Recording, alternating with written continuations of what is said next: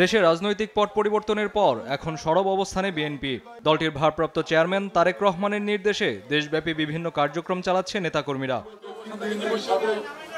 উদ্ভূত পরিস্থিতিতে সাম্প্রদায়িক সম্প্রীতি রক্ষায় সংখ্যালঘুদের বিভিন্ন ধর্মীয় প্রতিষ্ঠান পরিদর্শন করছে বিএনপির নেতাকর্মীরা। একই সাথে চলছে তাদের সভা সহ অন্যান্য কার্যক্রম। এরই অংশ হিসেবে 13 আগস্ট বিকেলে নয়াপল্টনে বিএনপির কেন্দ্রীয় কার্যালয়ে হয় মিলাদ ও দোয়া মাহফিল। খালেদা জিয়ার কনিষ্ঠ পুত্র আরাফাত রহমান কোকোর ৫৫তম জন্মবার্ষিকী উপলক্ষে আয়োজিত এ অনুষ্ঠানে উপস্থিত ছিলেন দলটির স্থায়ী কমিটির সদস্য মির্জা আব্বাস সহ অন্যান্য নেতাকর্মীরা। এ সময় মির্জা আব্বাস অপকর্মকারীরা বিএনপির কেউ নয় উল্লেখ করে বলেন, তাদের কাউকেই ছাড় দেয়া হবে না।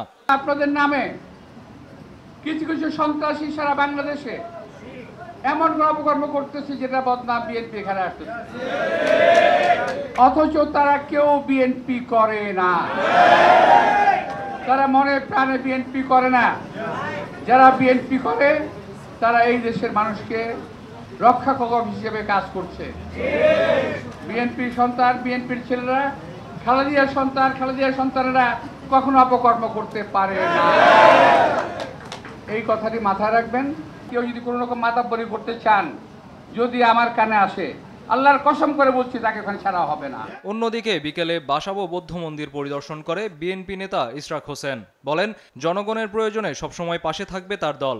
একটি চক্র তারা ধর্মীয় সম্প্রীতি বিনষ্ট করে এই অবস্থায়, এই বাংলাদেশের বর্তমান পরিস্থিতিতে ফায়দা লোটার চেষ্টায় তারা ষড়যন্ত্র করেছে। এটি এখন সবার মাঝেই পরিষ্কার। এই অবস্থায় আমাদের দলের ভারপ্রাপ্ত চেয়ারম্যান দেশনায়ক তারেক রহমান উনি বিশেষভাবে আমাদেরকে দায়িত্ব দিয়েছেন, যেটি ইতিমধ্যেই আপনারা শুনেছেন আমাদের স্বেচ্ছাসেবক দলের প্রেসিডেন্টের কাছ থেকে, যে আমরা যাতে ঢাকা শহরের বিভিন্ন গুরুত্বপূর্ণ স্থাপনা, ধর্মীয় উপাসনালয় এবং সেন্সিটিভ যে সকল জায়গা রয়েছে সেখানে যাতে আমরা অত্যন্ত গুরুত্ব সহকারে আপনাদের কাছে যাই, আপনাদের সাথে এসে কথা বলি এবং আপনাদেরকে জানাই যে আমরা আপনাদের পাশে রয়েছি এবং যে কোনো বিপদে আপদে প্রয়োজনে, বিশেষ করে এই যে ক্রান্তিকালটি চলছে এটি অতিক্রম করার সময় যাতে আমরা আপনাদের সাথে থাকি। কায়েস রাহাত, দেশ টিভি, ঢাকা।